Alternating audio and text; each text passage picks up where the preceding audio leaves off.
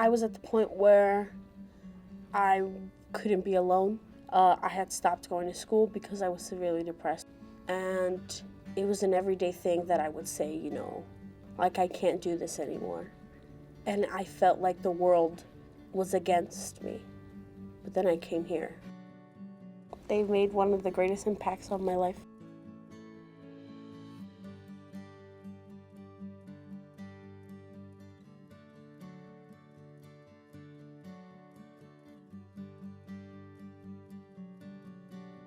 So we started Camino Casa largely because of the need that we saw in the community. We are focused on kids with serious challenges whose families needed some support.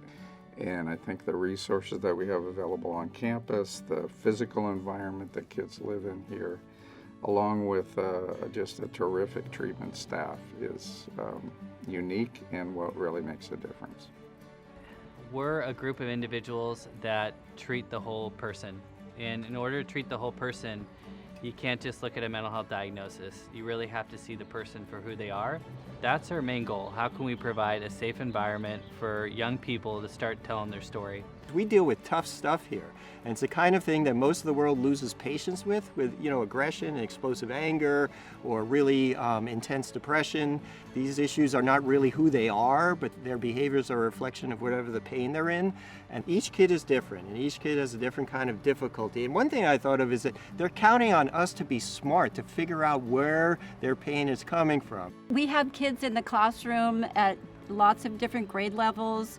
They can be as young as 5th grade, and they can be all up to 12th grade. These families have had to isolate in a lot of ways from their own families and from their friends, from school, and to see them start to hold their heads up high again and learn the strategies and coping mechanisms that we teach here so that they can implement them is so powerful. I think when you see yourself be able to make a difference in the life of a child, a young person, and a life of that family unit, I think that that's meaningful, and that feels like we actually have a chance to make a meaningful change and difference.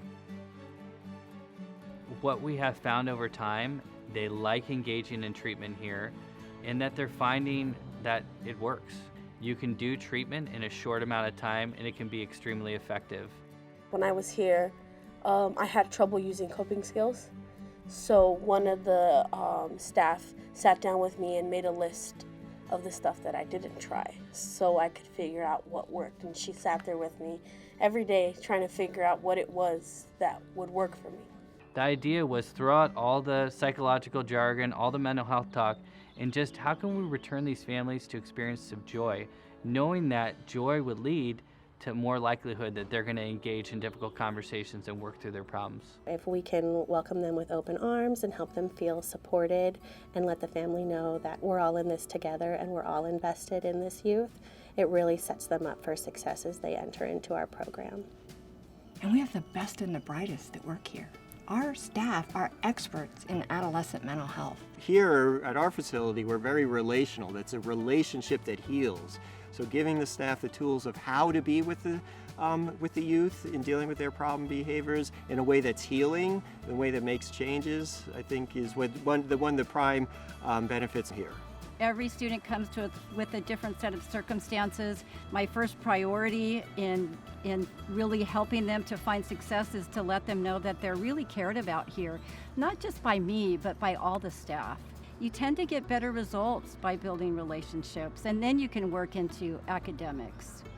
We're making sure that, we're preparing them to return to that family unit with more skills, more depth of knowledge than they had before, so that they can be healthier and happier.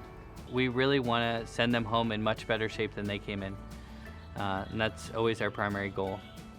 We're expanding a lot, and with the expansion it allows us to bring in all sorts of new activities. So one thing we're heavily investing on is our staff, to make sure that we continue to provide excellent service for all the kids in our community.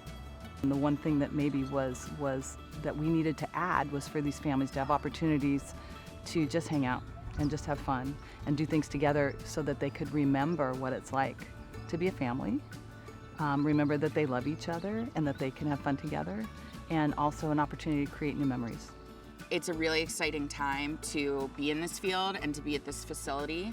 And the people here just care so much about the kids and about the work that they're doing. And it's not something I see all the time in the psych field. So I think we have a pretty exciting future here.